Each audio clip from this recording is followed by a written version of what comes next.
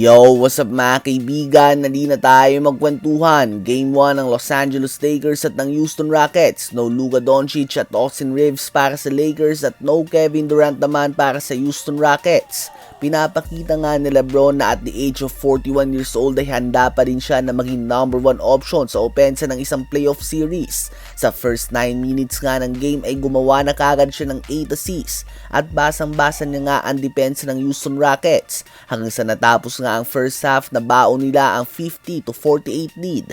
May 12 points sa si DeAndre Ayton, 11 points si Luke Kennard at 6 points and 10 assists naman si LeBron James sa first half. Ang Houston Rockets nga ay maswerte na down by 2 lamang sila dahil may 10 assists and 8 turnovers na nga sila at 36% lamang sila sa field.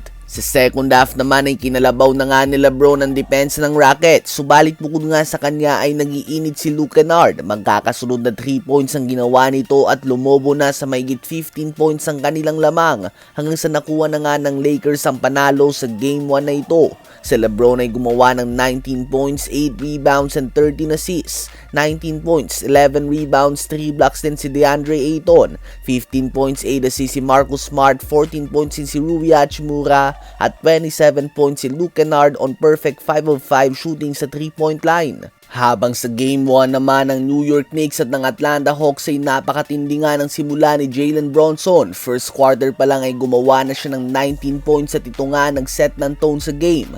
Gumawa ng 19-point lead ang New York Knicks. Hindi na nila hinayaan pa na bumawi ang Hawks sa game na ito hanggang sa tuluyan na nga nilang nakuha ang panalo sa Game 1 ng series na ito sa score na 113-102. Si Jalen Brunson ay gumawa ng 28 points, 5 rebounds and 7 assists. 25 points, 8 rebounds and 5 assists din si Karl Anthony Towns. 18 points, 8 rebounds si OG Anunoby.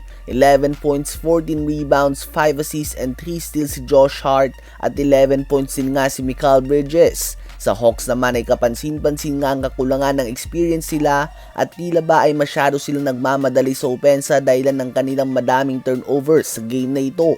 Ngayon ay tumungo naman tayo kay Steph Curry at sa Golden State Warriors. Matapos ang pagkakatalo sa Phoenix Suns at pagkakalaglag sa playoff contention, sinabi nga ni Stephen Curry sa media na nakikita niya ang sarili niya na maglalaro pa ng multiple years at interesado siyang pumirma ng contract extension upang manatili sa team na nag-draft sa kanya. Habang si Steve Kerr naman ay sinabi na magpapahinga muna daw siya ng ilang linggo at dito nga daw siya magdedesisyon sa kanyang future. So posibleng nga nakita na natin ang last NBA game ni Steph Curry at Steve Kerr bilang player and head coach duo. Nakaapat nga silang singsing mga kaibigan sa 6 na NBA Finals appearances.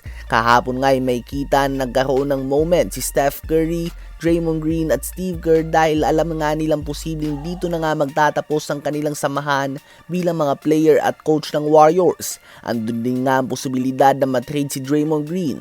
So inaasahan nga na magkakaroon ng mga pagbabago sa lineup na ito ng Warriors moving forward. Ano ba ang masasabi nyo tungkol dito?